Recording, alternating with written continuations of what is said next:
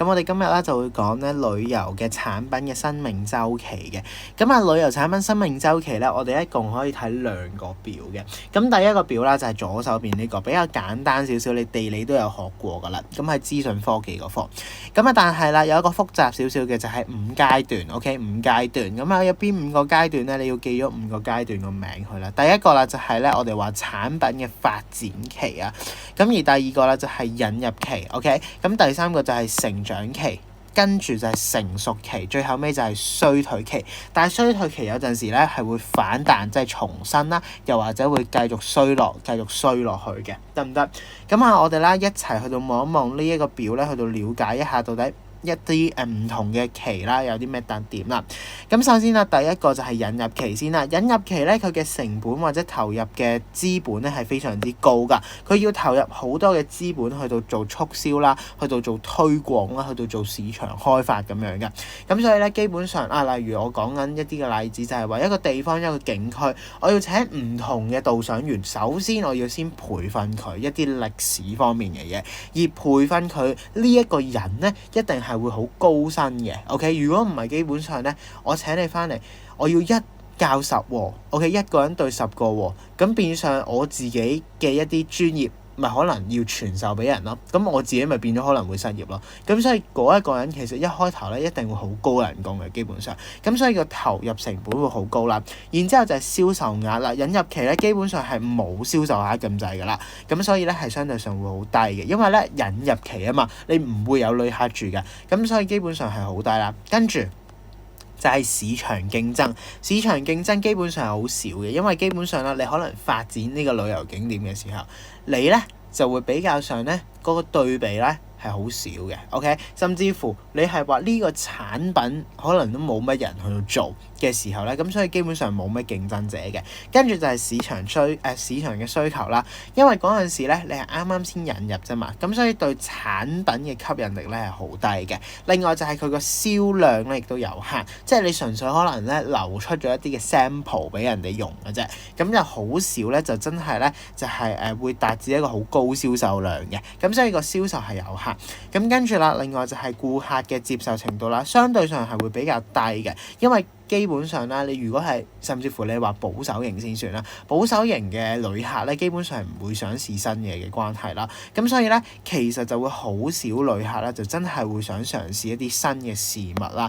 即係無論係景點又好，服務都好啦，或者設施都好，佢都會好少咧就係嘗試。咁跟住啦就係一啲嘅盈利啦，咁基本上都唔會有任何賺錢㗎啦，甚至乎會出現虧蝕嘅狀況啦。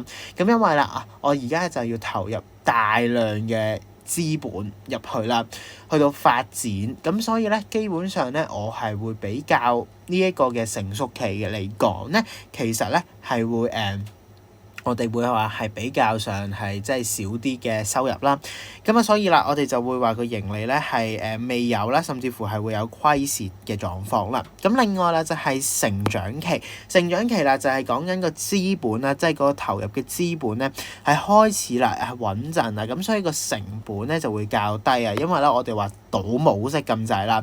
咁另外啦，我哋就會話個銷售額啦咁快速增大，即係解緊啲咩意思咧？即係解緊啦我sell 到出去啦，我喺個引入期度 sell 到嗰個嘅產品出去嘅時候啦，咁樣咧我到成長期嘅時候咧就突然間boom一聲咧就升到勁高，咁我哋望翻上面呢個表啊，成熟期啦 ，OK 佢嗰個嘅或者成長期啦，佢嗰個嘢咧即係佢嗰段嘅間嗰條嘅線嘅時候咧，你會見得到係勁長咁樣勁高嘅，突然間升到，咁所以咧你會望得到個成長期方面啦係越嚟越發達啦。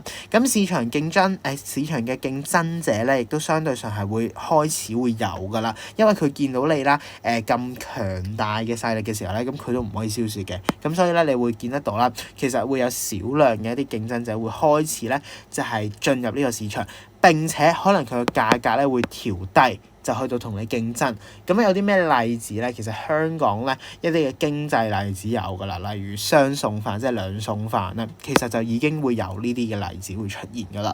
咁跟住啦，就係一啲嘅市場需求啦。咁市場需求啦，基本上咧就係開始急增噶啦喺個銷量嗰度。咁因為啦好少人會接觸得到呢樣嘢，而你係大肆推廣，咁我梗係嘗試一下啦。OK，咁多人推廣係咪先？即係例如啦，你開間粥鋪，但係呢間粥鋪係網紅店嚟嘅，咁你都會想試啦。咁所以個銷售額咧就會急增。咁另外啦，就係嗰個顧客嘅接受程度啦。咁基本上啦，如果你個顧客咧係接受得到嘅話，咁就會咧喺度一傳十，十傳百咁樣啦，就會咧越嚟越多嘅一啲購物者會越嚟越增長啦。咁啊，然之後咧就會推高咗你個盈利啦。咁所以你嘅盈利都會急速增長啦。咁跟住啦，就係去到真係成熟期啦，即係完全倒模式咁樣噶啦。咁啊，倒模式嘅話，即係解緊咧會有一啲標準化生產。如果你係一件真係產品嘅話，如果你服務嘅話咧，就係一啲嘅產品標準化。咁又或者咧係會大量生產嘅，即係例如啲乜嘢咧？例如如果我當你係一個景區先算啦，咁啊如果你係一個賣景區嘅話咧，咁其實咧你嗰個地方咧嗰個嘅承載力會越嚟越高嘅，你會越嚟越開發得多，咁所以咧會有一啲唔同倒模式嘅嘢會係咁俾你，會有標準俾你嘅。咁啊跟住啦就係咧一啲嘅成本咧亦都會下降，因為咧你嘅利潤會增加咗，你嘅銷售額咧亦都高咗。咁但係銷售額高咗咧就會開始變放緩㗎啦。咁點解會放緩咧？因為基本上啦，同一個道理，啱啱先講過承載力會高咗，但係承載力呢一樣嘢咧，永遠都係有個限制喺度嘅。如果你一到達高點嘅時候，我可能一個地方我最多容納1000人，咁你冇可能逼到1100人入去噶啦。咁所以變相啦，你可能話逼一個逼兩個都仲得，但係你話逼多100個入去咧，咁點都唔得噶啦。咁所以咧一定係會有放緩嘅狀況。你每一嚿嘢啦，你都會有放緩嘅狀況。咁然之後啦，甚至乎會出現啲咩咧？就係平穩嘅狀況。OK， 平穩嘅狀況亦都會出現啦。咁跟住啦，就係會有更加多嘅競爭者啦，係會加入啦。咁導致到你嘅競爭更加激烈啦。咁跟住啦，就係市場嘅一啲我哋話趨勢啦，會開始飽和。因為啦，基本上啦，如果你有咁多競爭者同你競爭嘅時候，我要呢樣嘢咧就會越嚟越少。我可能咧你話如果係真係產品嘅時候，可能係你賣一啲嘅 souvenir 嘅時候啦，我屋企已經有啦。咁其實呢啲係唔實用㗎嘛，我齋貼喺屋企嘅啫嘛。咁其實你標準化生產完之後，你俾我咧，我都唔要㗎啦，因為已經有啦。OK，佢又唔係一啲日常消耗品，你話紙巾就話啫，但係佢唔係啊嘛，佢係一啲普普通通嘅 souvenir，一啲紀念品嚟嘅啫嘛。咁其實我唔需要㗎啦。咁所以咧，為咗呢一啲嘢咧，佢就要可能加強佢嘅品質啦，甚至乎係維持翻個市場嘅佔有率咁樣啦。咁跟住啦，就係一啲顧客嘅接受程度啦。顧客接受程度咧，你就會話佢可能熟知咗呢樣嘅產品，咁但係市場上面有更加多比佢好嘅選擇，例如啲乜嘢咧？我哋用翻地理嘅角度去到睇啦。地理咧，我哋有講資訊科技噶嘛。如果我有一個人買咗 Samsung， 但係佢其實有好多唔同嘅選擇，例如有 iPhone， 例如有華為例如有小米先算。其實佢有唔同嘅一啲選擇俾你，咁所以基本上你話佢係熟知咗你，佢知道有你呢個產品，但係問題佢其實有好多唔同嘅選擇，佢未必一定要揀你嘅。一樣道理咁樣嘅啫。咁最後尾啦，盈利咧就可能會到頂啦，最後尾甚至乎會下降添嘅。咁跟住啦，到衰退期啦。衰退期咧就係解緊啲乜嘢咧？即係解緊啦開始咧就會越嚟越插落谷底啦。咁佢個成本方面啦，成本開始會上升，因為你要增加佢個效能，你要修補翻佢老化嘅部分啦。咁所以成本會可能會上升啦。銷售額啦就會咧係咁下跌㗎啦。咁因為咧我已經係完咗你呢一個嘅期數，可能係4年，可能係10年嘅一個生產期啦。OK， 咁完個成熟期之後就會到衰退，咁所以你個營收即係你個營收啦，其實都會下降啦。咁跟住啦，個市場競爭力都會減少，因為其實你同類嘅一啲產品咧，即係唔止你噶嘛，你同類嘅一啲產品其實都會一齊下跌噶嘛。咁所以變相啦，你個競爭咧都係會減少，甚至乎咧有啲企業見到咧，基本上係無利可圖啊，佢會自動退出市場噶啦。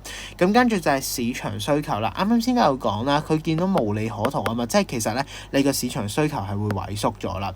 咁你萎縮咗嘅時候咧，咁基本上啦，你就會點樣啦？你就會嗰個銷售量會下降咧。咁其實咧，我就基本上我就唔需要你呢一個嘅市場需求，呢個產品係唔需要噶啦。咁跟住啦，就係市場嘅顧客接受程度啦。基本上咧，佢就會拋棄噶啦。喂，大佬，你嗰樣嘢越出越廢嘅話，咁我都唔會買你啦，係咪先？我有新嘢，我點解唔買一啲新嘢咧？我仲買呢啲舊嘢，係咪先？我唔會啦。咁所以啦，就會咧，就可能基本上就冇乜人會選擇你呢個產品啦。但係有陣時咧，有一啲我哋話後隨者嘅人啦，即係解緊啲乜嘢咧？例如書咧，係一個好例子嚟嘅。OK， 有啲人會收藏書，有啲人會收藏電話咁樣先算啦。即係佢好特別嘅。有啲人啦就會選擇咧，即係例如我而家出咗第3版嘅書先算啦，但係佢會用翻第2版嗰本書出嚟嘅。OK， 佢係會買翻第2版嘅書，可能佢係做收藏，可能佢係愛嚟做參考，但係會有呢啲人會出現嘅。咁呢啲人咧就叫做後隨者啦。咁另外啦，盈利會下跌啦，咁然之後咧，甚至乎會出現虧蝕嘅狀況。咁所以呢一個嘅產品嘅生命週期包括4個階段，包括引入期、生長期、成熟期同埋衰退期呢4個嘅階段嘅。